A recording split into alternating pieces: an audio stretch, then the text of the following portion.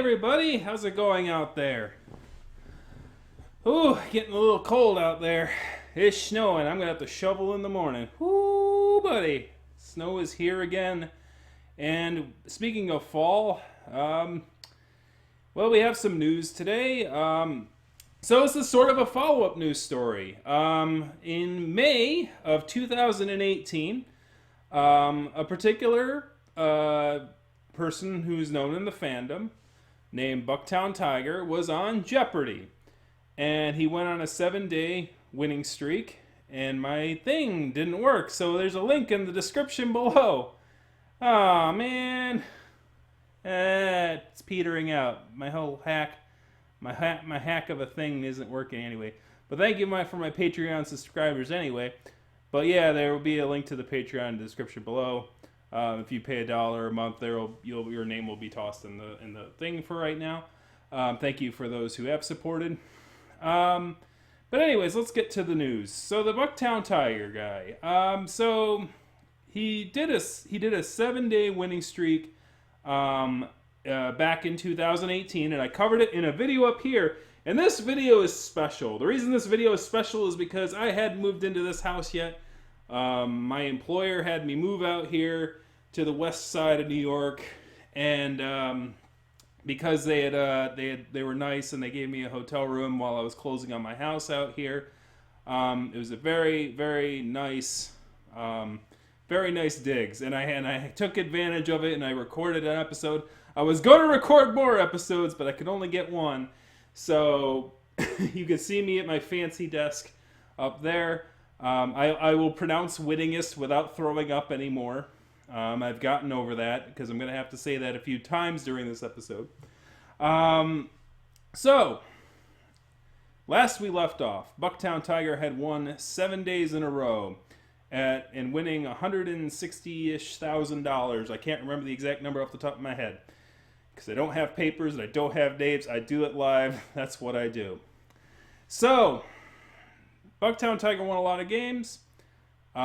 So he was slated to be in the Tournament of Champions. Because at the time, when we had made that recording back in May, he was the winningest champion at the time.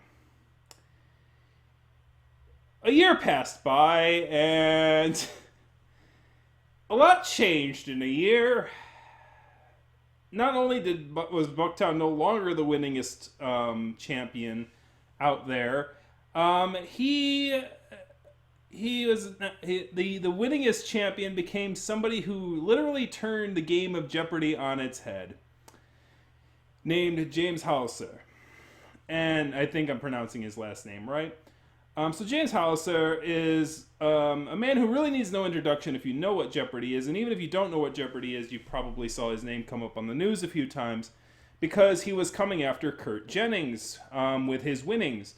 He didn't win as many games. He didn't come close to winning the number of games Kurt Jennings won. But the style in which he played was a high-risk, high-reward system where he wouldn't start at the top of the board. You know, back in my day, Jeopardy contestants started at the top of the board and they worked their way to the bottom. But this James Hauser person kind of did statistical analysis and said, well, if I start at the bottom and then try to find the daily double as fast as possible, after accumulating like $2,000 or $3,000 down here, and then moving up and try to find that daily double, and then, you know, doing true daily doubles, like crazy, like basically doubling his money and putting all of it on the line on these daily doubles, and putting confidence in his own ability to freaking answer these questions correctly, it caused the amount of money that he won at the end of each game to be a ridiculous sum. And basically he went for the cash, right? And his style was seen as something that changed the game almost forever. And even during this tournament, you could see during the games that I watched on the Jeopardy tournament with Bucktown and otherwise, you could see the elements of his style have sort of lingered on. Back in my day, in our nice kind Jeopardy days, we went category A for 100, Alex, and then 200, and 300, and then 400, and then, or 200, 400, and 800 and 1,000, right? We didn't have this like 1,000 and then 60 and then making weird M shapes and like things. These newfangled kids and they're jumping all over the board. I miss my old days back when I was a kid when they just played Jeopardy the normal way, when they just played it for right down the board. Man, I miss them old days. And you're like, okay, boomer. And I'm like, I'm not even a boomer. Okay, I'm a male kangaroo, which is technically a boomer, but I'm a millennial as well. So I was born in the 80s, so I'm a millennial. I'm not a boomer, but I'm a male kangaroo character. So yes, I'm a boomer, technically, but I'm also a millennial. I'm confused. Are you confused? All right. So lo and behold, this new Jeopardy style became a thing. And he was on the cusp of winning more than Kurt Jennings did. But on the game where he was set to do so, one Emma, what was her name? Emma Buttigieg? I think that's what her last name was. Emma B. I'll call her Emma B because I don't remember her last name. But Emma B came in and she did a combo breaker and stopped James's streak. And so she was also in the tournament. So how it works is this. So let's set the stage for you. Bucktown Tiger was in the Tournament of Champions this week. And so he, as a person in the Tournament of Champions, let's go over how the Tournament of Champions works. The first week of the Tournament of Champions, from Monday to Friday, is a game where you have 15 of the returning champions from the previous year. So you have 15 contestants in 5 games. So these are called the quarterfinals. The winners of those 5 games go on to the semifinals. The problem is, obviously, though, is that if you know Jeopardy, you need 3 players to play. So you can't take 5 players and make games out of them. So how they do it is instead in the second week, they do 3 games. Because they need a finals. And to make a finals, you need 3 people. So you need 3 games in your semifinals so that the 3 winners of the semifinals can go to the finals, right? Maths, okay? It's confusing, yes, but it's maths. Because I heard a lot of people go, spoiler alert, Bucktown lost. But I heard a lot of people, oh, we lost the game. And it's like, it was more than that. There was more to it than that. And trust me, the ending to this is the most beautiful thing. And it's so tempting to put it into the frickin' headlines, into the tag, just to kind of like attract viewers. And I might do it. I don't know yet. But the ending is worth it. Trust me on this one. The ending is very much worth it. Especially if you know actually sort of how, Bucktown was eliminated here. So let's go over this. So let's go back to that previous conundrum. We have 5 winners, but we need 3 games to make 3 winners and the semifinals to make a 3 game in the finals. How do you do that? Well, how you do it is this. You take, of the people who lost, so of the 15 contestants, there's going to be 10 losers and there's going to be 5 winners. The 5 winners go on to the semifinals. And so, of the 10 people who lost, who were the other 2 players in each of those games that lost, 4 of those players move on to the semifinals as well. How are those 4 people determined? Well, that's very simple. Who had the most money? So of these 10 people, they're ranked by how much money they had at the end of the game. The top 4 people become wild cards, and they move on to the semifinals. So, that being said, it really is important that even if you don't win the match, that you try to come away with as much money as possible. So, that being said, and knowing the things on it, Bucktown's game was on Thursday. So, at that time, we'd already had the first 3 games. And they're very strong players. James Halser had even come through. James H. had even gone through. And so, Bucktown is against some very strong opponents. Eric Baker and Emma, and our good old combo breaker, Emma B. Yes, the one who took out the winningest champion in the season. So, strong opponents. In fact, JeopardyFans.com had called it a group of death. Now, for those of you who are not familiar with the term group of death, it is something in sports, because I had to Wikipedia it because I have no idea. So, it is a sports term when two strong opponents show up on a tournament bracket. So let's say you have the March Madness and you have like your brackets and you have these two opponents facing each other. And eventually those two opponents move on to the next bracket and they move on to the next bracket until you have your finals. A group of death is when you have two opponents facing off early on in these elimination brackets that basically, would have been even like a good contenders for a finals. But they're facing each other so early on that, something's got to give, right? One of them's going to come away losing, right? So it's going to be bloody. That's why it's called a group of death.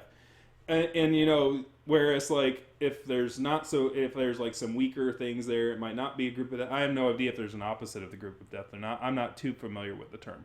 But in essence, like all three people at Thursday night game were looking to be very strong contenders, very strong opponents, and each of them had a prediction of like basically 30%, like a third, right? Each of them were given equal sort of ranks by the Jeopardy fan website.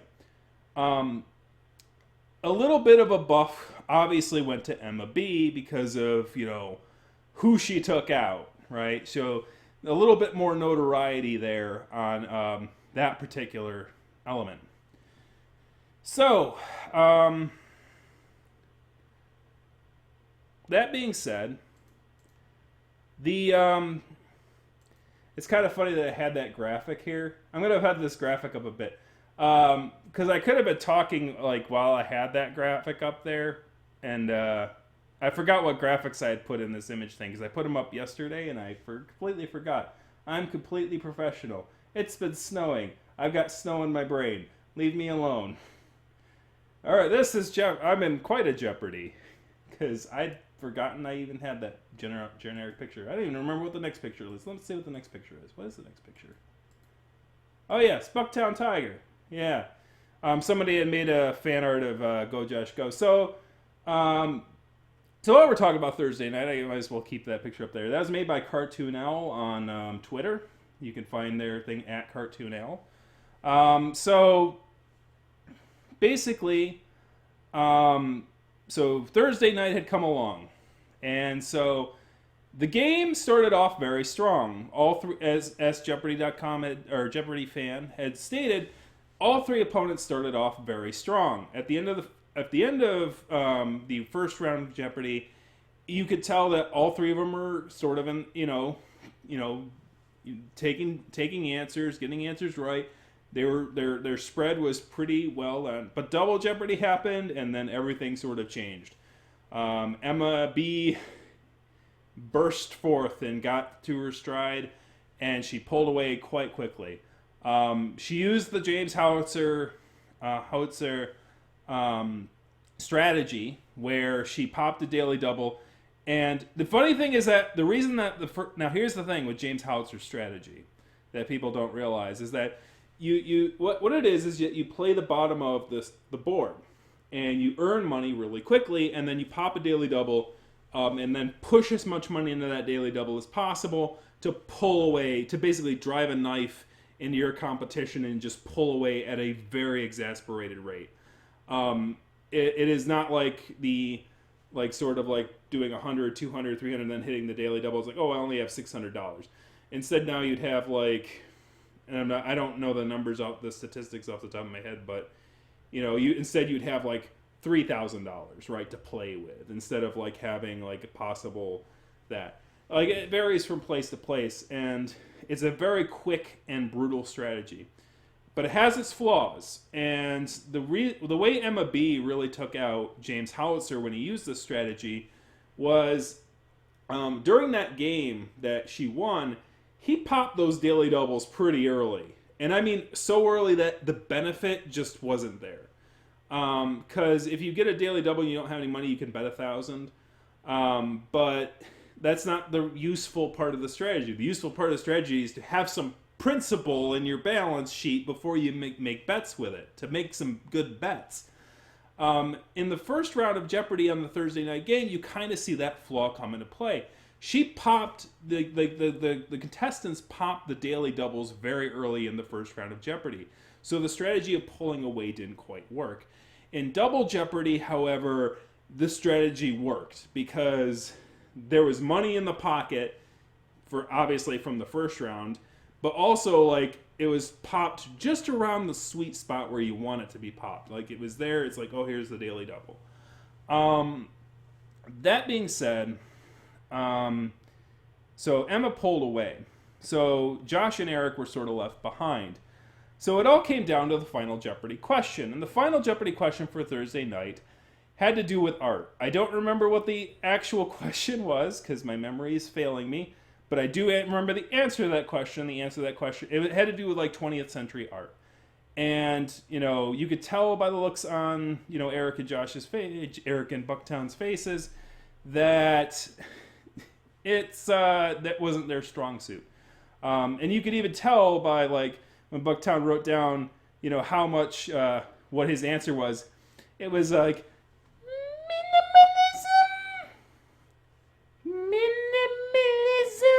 and then Alex had to go, is that minimalism? I was like, yeah. No. No. So, you got the Final Jeopardy question wrong. Emma had gotten it right, which is cubism. Yeah, but she didn't bet anything because she was so far away. She didn't have to bet anything. But Bucktown ended up with $10,500. This is the important part, because at the end of Thursday night, Bucktown was still in it. He lost the game, but he didn't lose the war at that point. He was still in the runnings, but barely. Because at that point, his $10,500, remember those people we talked about earlier, those 4 people that have enough money to make it on? At that point, he was a numero 4. He was the guy at the very end. He was the last man standing. Like, there was 3 other contestants that made more than $10,500 during the Monday, Tuesday, and Wednesday games. So his amount of money was enough to give him a wild card status. So it all came down to Friday's game. Okay? That's the important thing. Bucktown's still in play. All right? The Tiger is still in play. And this is the important part, because Friday's game is interesting too.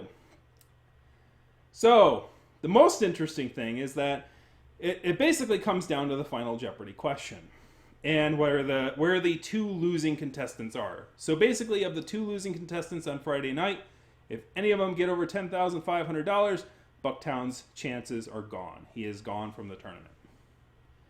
As I noted earlier, he is no longer in the tournament, but the reason that he's no longer in the tournament is so good. It's so weird, guys. I'm telling you, all right?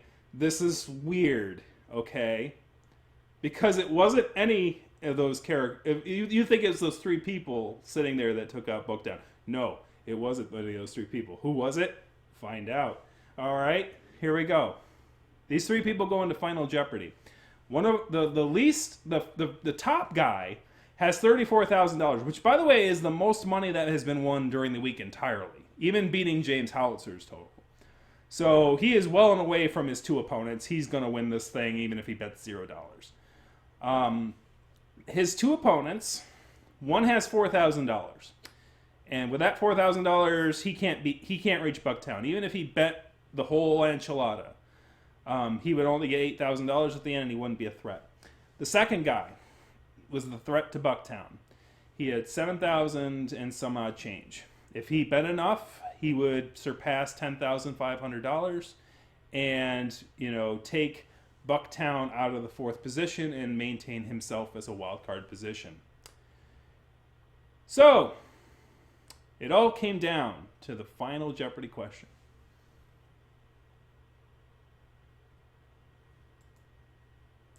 Alex, what was the final Jeopardy question?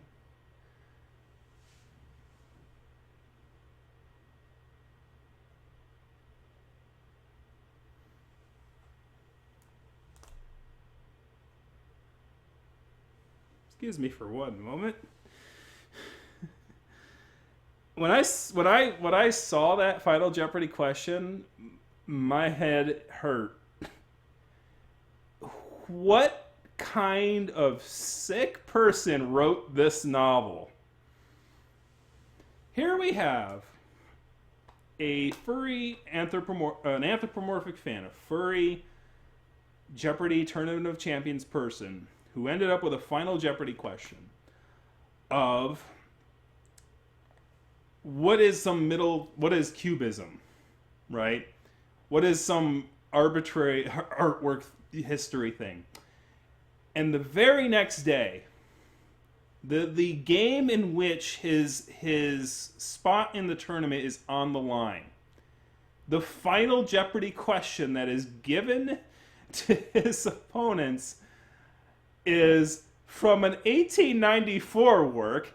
His name literally translates to Tiger King.